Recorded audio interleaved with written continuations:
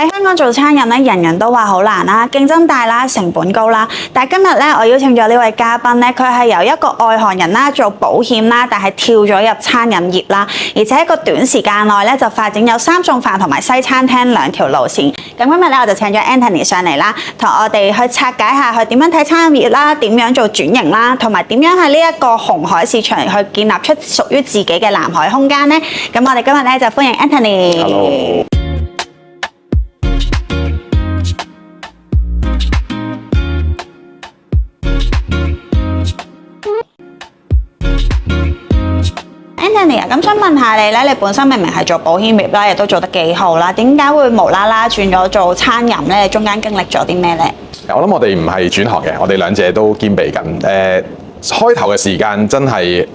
我諗我哋喺疫情嘅時間咧，即係我自己喺疫情嘅時間咧，就去讀咗一個法處啦咁樣。咁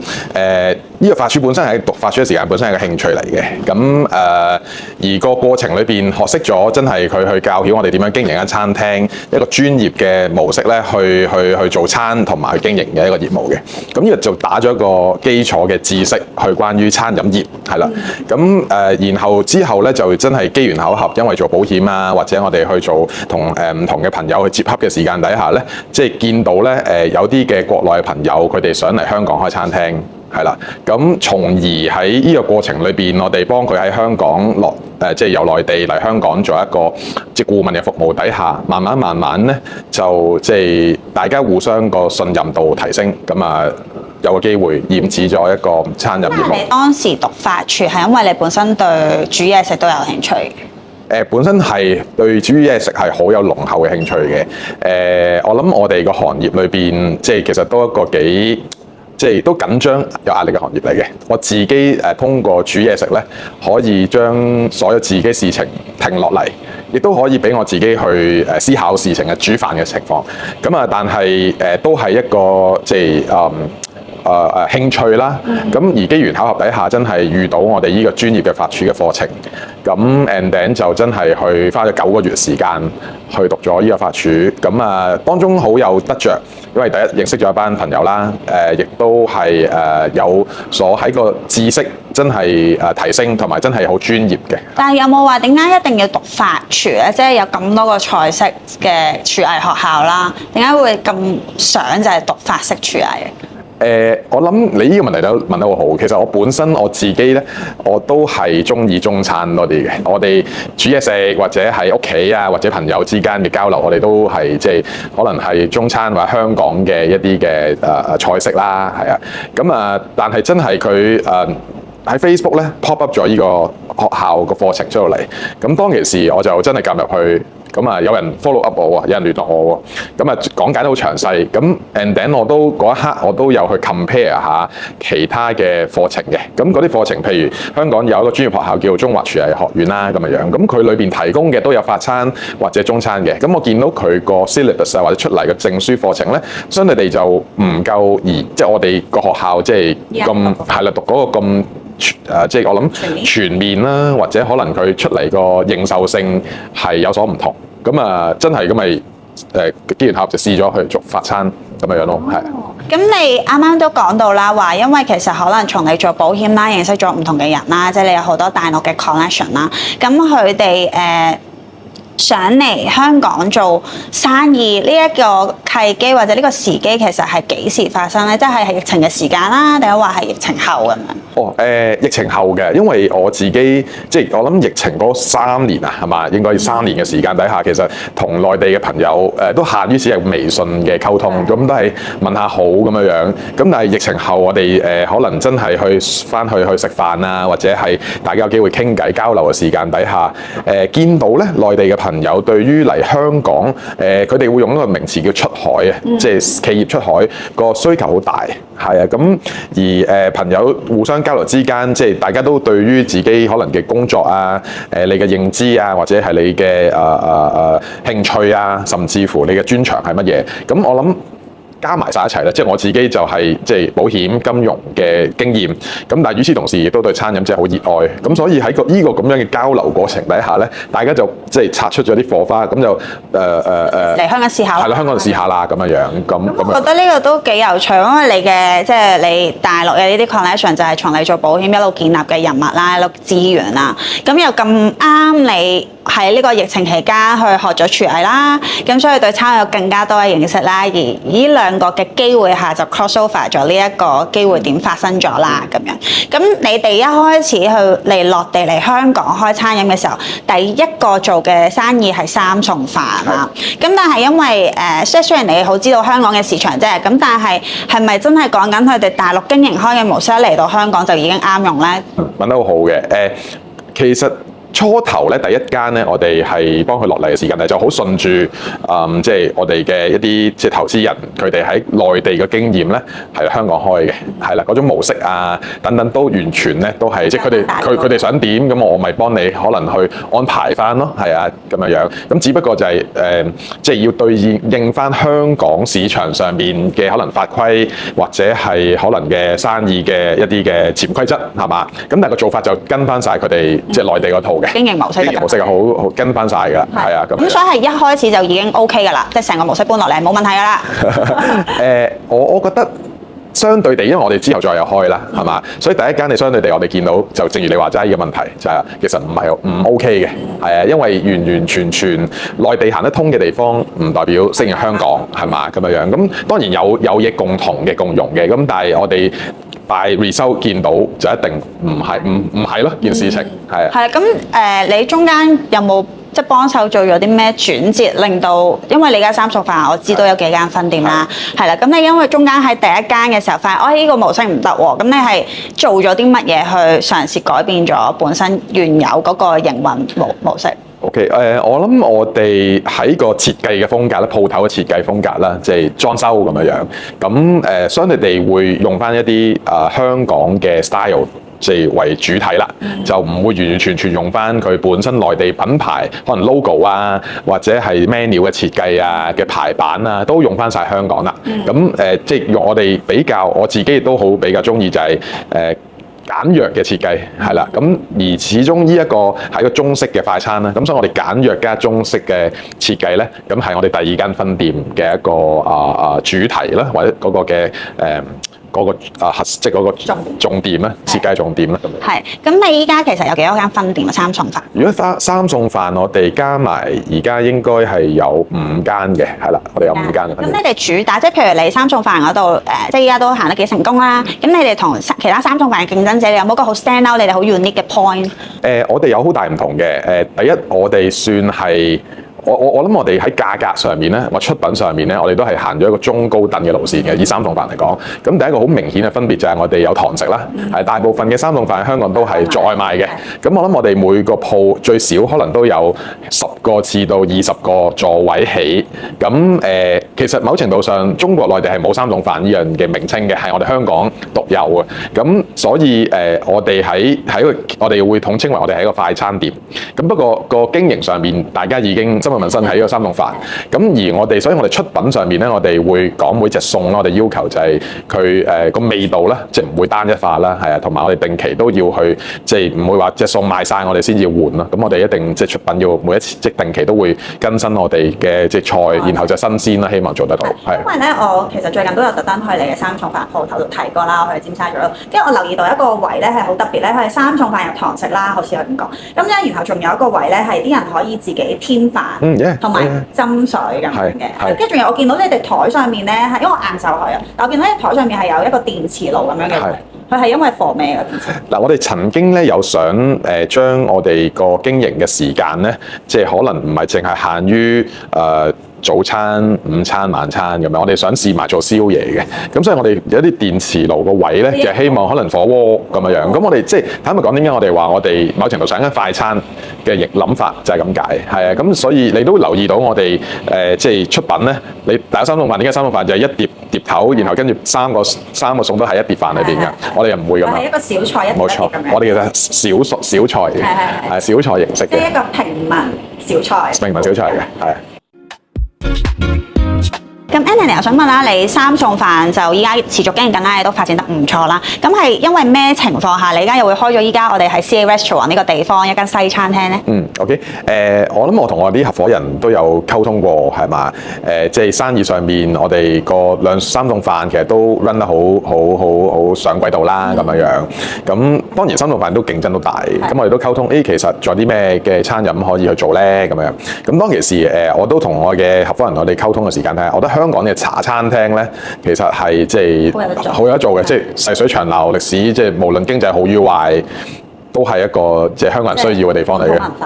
即係香港人一定有需要，係啊咁樣樣。咁你知我哋即係女士就中意落 coffee shop cafe 啫，係嘛？男士傾偈會落去飲杯嘢。我都中意去茶餐廳。凍檸茶飲杯嘢咁就傾啦，係嘛咁樣樣。咁所以我又同佢講話，不如我哋整茶餐廳咁樣樣。咁而呢條路線，因為我哋合夥人都係內地為主啦，咁佢就即係唔係話好熟悉，咁咪交俾我去開始。咁啊，然後我哋又選址咗而家我哋 CA Restaurant 而家呢個地方啦。咁所以其實鰂魚涌呢個係咪一個好嘅市場咧？因為我見附近其實都有好多餐廳，如果係茶餐廳咁樣計嘅話，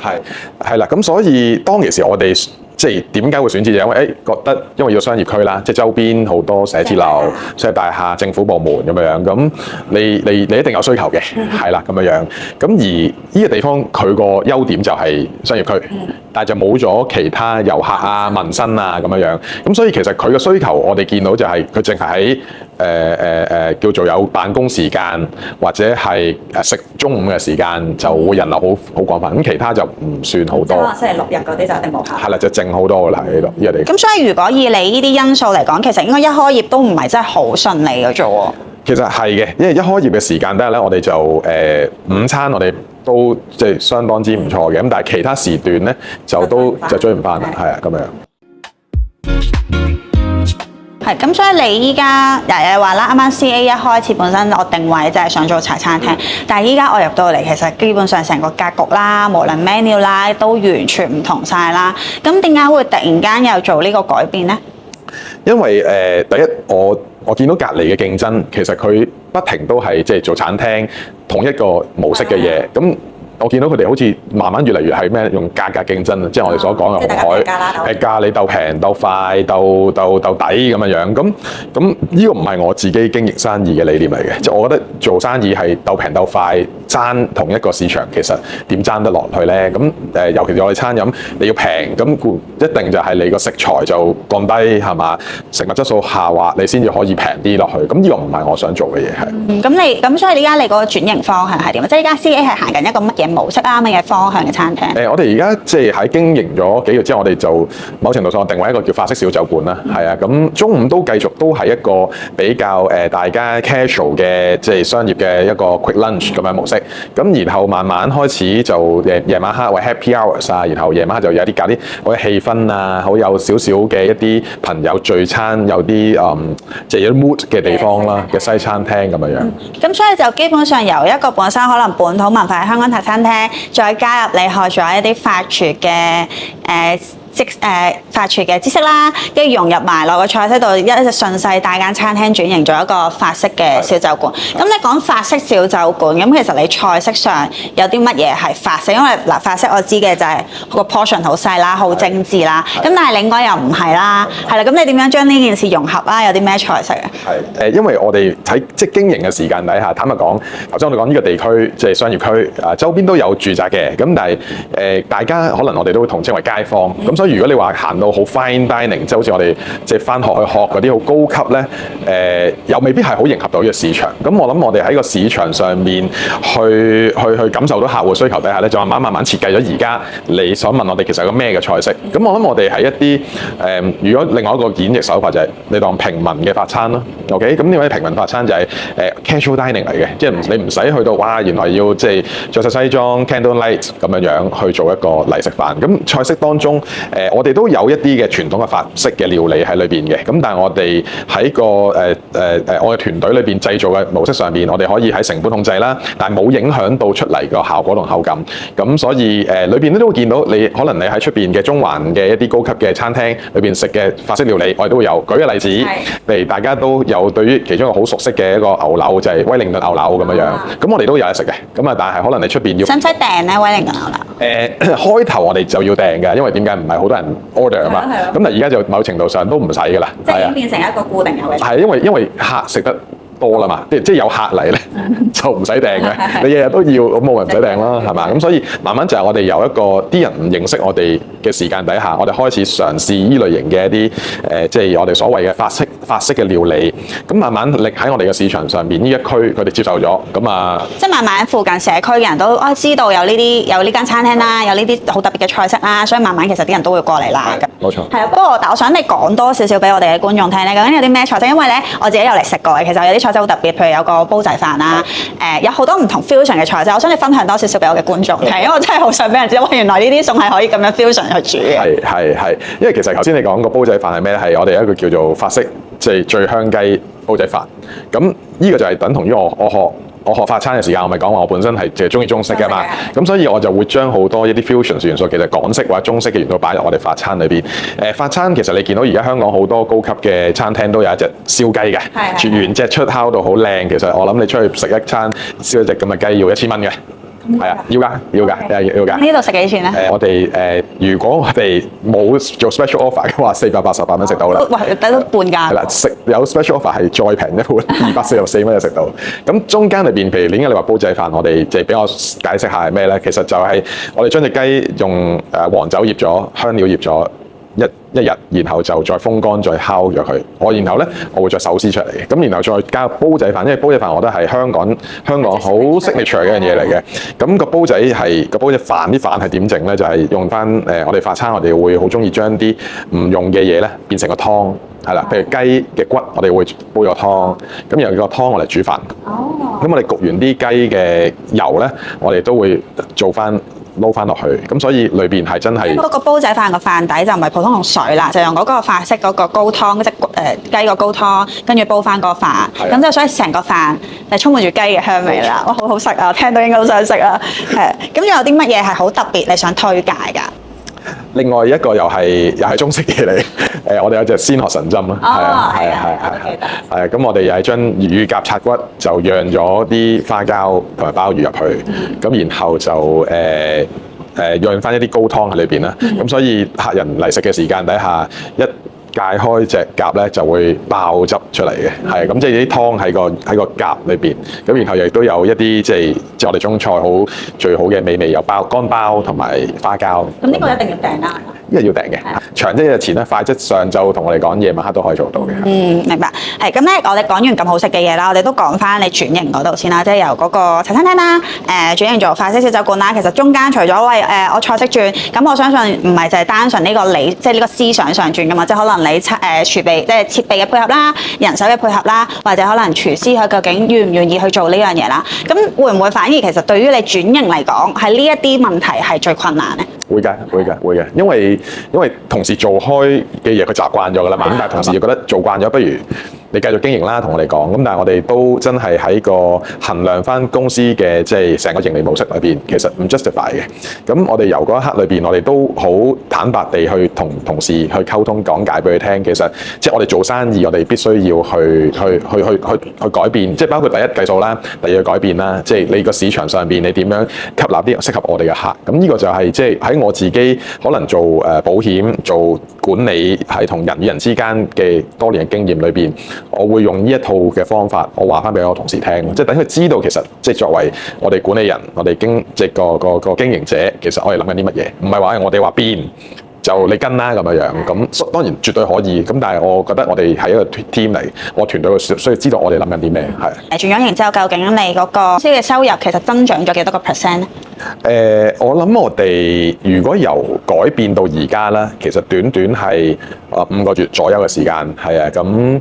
一開始第一個月未係好 significant 嘅，係啦。咁但係我哋都見到每一個月都係遞增嘅。咁去到而家可能20-30% 度啦，增長咗係。咁都真係好唔錯喎，因為如果有本身茶餐廳其實咁大競爭都好難做嘅時候，而家有20-30%。每一個成功嘅轉型背後咧，其實都係一個好困難嘅決定嚟嘅。咁不過 Anthony 堅持嘅改變啦，同埋員工嘅溝通啦，同埋即時嘅策略轉變咧，就可以扭轉咗佢哋自己餐廳依家嗰個營運模式嘅困難啦。所以咧，當大家遇到有困難嘅時候咧，其實要適時嘅轉變咧，先至係對自己生意最好嘅一個決定。既然你而家做得咁好啦，不如分享多少少營銷嘅策略俾我聽啦。究竟即係除咗轉型之外啦，究竟你做咗啲乜嘢營銷策略 promotion 去吸引啲客嚟先咧？好，我諗某程度上而家香港人嗰個嘅即係嚟食飯咧，其實佢哋成日都指標住係同即係北上，即係話不如我同一個 budget， 我想深圳或者去珠海、中山可以做到更加多嘅嘢。咁所以一定係某程度上佢哋對於個價單咧，即係食飯，我平均消費幾多錢咁樣。咁所以我諗我哋每一日咧，我哋個鋪頭我哋都會有一道餸做個 special offer。好似頭先你問我嗰個嘅關於個雞煲仔飯，咁你喺中環食要1000蚊，喺我哋食可能一半。咁如果我哋平日嘅一半再一半嘅話咧，咁其實就真係有朋友嚟食，即係客嚟食，係嘛？咁你其實嗰個餸好簡單啦，真係夠4個人食嘅。你諗下幾多錢啊？244蚊除以4個人，即係其實平均都係70蚊。係啊，好抵啊！仲喺出面食唔到呢個菜式，食唔到呢個菜式嘛，係嘛？咁我諗呢樣嘢係即係我諗我哋會有一味餸去吸咗個客入咗嚟先。咁我哋都相信即係客戶入到嚟，其實佢即係亦都體驗到我哋嘅餐廳嘅氣氛、服務，或者甚至乎我哋有酒啦，係嘛？咁大家都知道做餐飲即係酒亦都係相對地個 profit margin 係高啲嘅，係啊。咁所以佢自然喺個氣氛即係吸引情況底下，咪開始走咯咁樣。咁因為其中第一個我諗我哋去做嘅營銷策略，亦都我哋都咁講係一個幾成功嘅營銷策略嚟嘅，係啦咁樣。除咗呢個 special offer 之外啦，我知你仲加咗live music band 啦。咁究竟 live music band 係日日都有啊，定因為特別日子先有咧？OK， 我哋最早期係一日嘅一個禮拜，咁而家我哋就加到一個禮拜2日。咁我哋都再 plan 啦。可能加多一日啦。我成日都同啲同事講，我係最理想，我哋一個禮拜7日都有。係啊，咁樣。咁點解咧？我哋喺呢一個 live band 嘅情況底下，我哋有幾深刻嘅體驗嘅，就係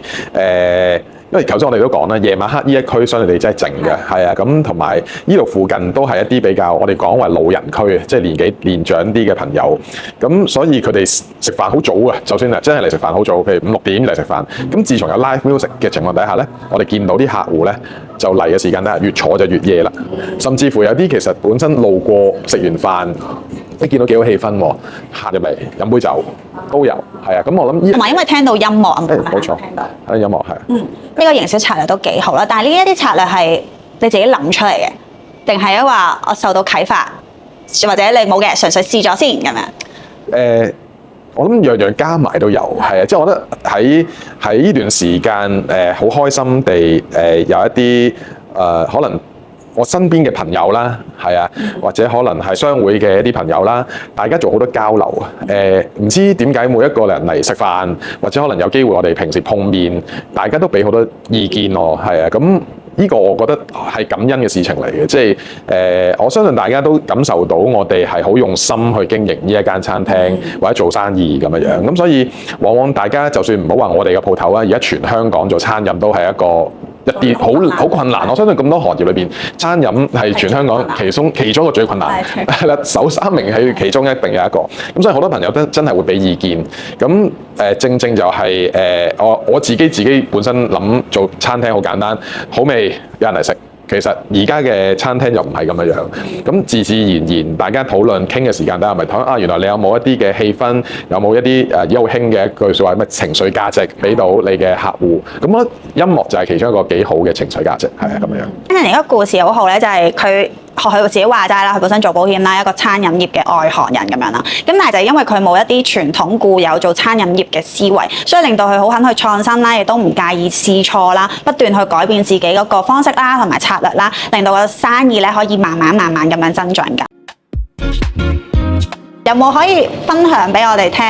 譬如講翻你三素飯頭先 restaurant 2條 line 啦，你哋未來嘅目標啦，係有冇啲咩打算啊？可能我要開幾間分店，定係話我要做到啲乜嘢咁樣？會唔會可以分享俾我哋聽咧？分店我哋相信我哋一路會開嘅，係啦。咁我哋即係團隊裏邊，我哋都希望可以即係香港一路開分店啦，甚至乎跳出香港啦，係有機會可能會返內地，甚至乎其他嘅周邊嘅市場，呢個都係我哋嘅目標，係啊咁樣樣。咁另外一樣嘢，其實我成日都掛喺後邊嘅，就係即係香港係個美食之都嚟嘅，即係咁多年以嚟都係。咁雖然而家依刻有好多香港人都中意翻去即係大灣區消費，咁我哋繼續做好咯，做好嘅話，即係香港人會翻嚟香港食飯，堅持留守喺呢個香港市場。好嘅，要嘅，係。最後都想問多你一樣咧，就係其實依家雖然香港經濟環境好困難啦，咁但係都仲係有好多市民啦，可能佢內心都仲係想做生意啦，想創業。咁你會唔會有一啲可能創業嘅建議啊，去俾可能啱啱新手我想出嚟創業嘅人咧？我相信第一你要勇於嘗試啦，呢一個係咁同埋你要去諗清楚你間即係你做嘅生意或者你個行業 ，OK， 你必須要與其他人嗰個嘅分別啊，即係唔係人哋做乜你係做乜，人哋做乜你做乜嘅話，一定係一個紅海嚟嘅。我好相信如何去發掘藍海市場係必須要。咁所以頭先你提及到一句説話都有嘅 crossover， 即係我好相信通過一啲 crossover collaborations 係會創造到藍海。正如點解我哋鋪頭裏邊我會做一啲 fusions 嘅菜式，就係咁樣樣。Anthony 咧由保險轉做餐飲業啦，開三餸飯啦，開小酒館啦。佢嘅故事咧亦都係香港少數叫做外行人入餐飲然後逆襲尚算成功嘅一個故事啦。咁當然希望 Anthony 嘅業務咧越嚟越成功啦，開得越嚟越多啦。佢用咗數據啦，用咗堅持啦，用咗勇氣啦，去嘗試進入呢個行業，去證明俾我哋睇咧，創業咧其實唔係淨係靠背景，而係你要思考啦，同埋要行動啦，同埋要識得改變。再次多謝 Anthony 接受我哋嘅訪問啦，希望大家咧都可以繼續留喺香港啦，支持香港本地嘅餐飲業。其實我哋好相信就係坐喺度間鋪頭啲客係唔會自己入嚟，係你一定要進攻，係一定要主動出擊。主動出擊係。啱啱講到你 CA Restaurant 呢度揀鰂魚涌啦，附近有咁多茶餐廳嘅競爭啦。咁又假如咁講啦，時光倒流，去翻啱啱諗住要開 CA Restaurant 嘅時候，你仲會唔會揀鰂魚涌呢個地方咧？即雖然呢度有個咁好嘅鋪頭嘅設備俾你頂手啦，係啦，咁但係真係時光倒流啦，你仲會唔會揀呢個地方？鋪頭照開，不過未必喺呢個位置嘅，真係。咁所以我係唔介意錯嘅。係啦，亦都唔怕去錯嘅，呢個係我過往我做人做事嘅一個思維嚟嘅。咁但係當然喺你頭先話會唔會有代價，或者會係點樣？會有㗎，因為我唔怕啫，係身邊啲人會怕㗎嘛，係嘛？我係一個唔忿輸嘅人，即係簡單。另外一個就我想贏啦，贏嘅係即係尤其是越係喺困難嘅環境裏邊，我越想贏，係呢個就係我嘅性格，所以先令我去堅持去，即係頭先你所講嘅係點解會咁努力或者咁堅持去做呢樣嘢？係大家都知道啦，細個嘅香港人其實唔係好似而家咁豐盛嘅，而家真係大魚大肉嘅而家啲人。我哋以前細個真係可能煲一煲湯，個煲湯裏邊有個煲湯豬肉，個煲湯豬肉就拎上嚟，咁然後咧就倒一碟豉油，加啲熟油，就我哋叫豉油熟油，就蘸呢啲嘅豬肉嚟食碗飯，係嘛，撈飯。所以呢種味道就係啲肉嘅油咧喺個飯裏邊咧，其實就已經係個美味嚟嘅。對我嚟講，我哋成日話佢嘅祖師爺咧叫 Escoffier， 咁就150年前咧佢就開咗一個廚藝學院。我哋讀嘅時間咧，每一年其實佢都會搞佢嘅校慶，或者佢即係其實個校慶就係佢嘅生日。咁全世界每一個地區嘅 Escoffier 嘅組織咧，都會喺 Ritz Hotel 去，即係香港嘅 Ritz Carlton 咧，會搞一個 dinner 嘅。每年佢會有幾多畢業生啊？當然啦，呢個當然啦，係啊，即係對得住所有即係師傅啦，我阿嫲啦都對得住㗎，絕對可以。如果你想睇到完整足本版訪談以及更多延伸內容、企業思考、實戰經驗分享，歡迎你加入創研社 School 社群。創研社係一個為香港中小企而設嘅商業社群，大家互相交換資源，分享生意策略，一齊成長。如果你都想提升自己嘅商業能力，想揾到同路人，想建立屬於你嘅生意網絡，社群入面有足本訪談內容、唔同主題嘅商業課程、商業工具、資源庫，同一班香港中小企老闆 networking。同時記得 like 同 subscribe 我哋嘅 channel， 支持我哋繼續分享，同你一齊成為更好嘅經營者。我哋社群見。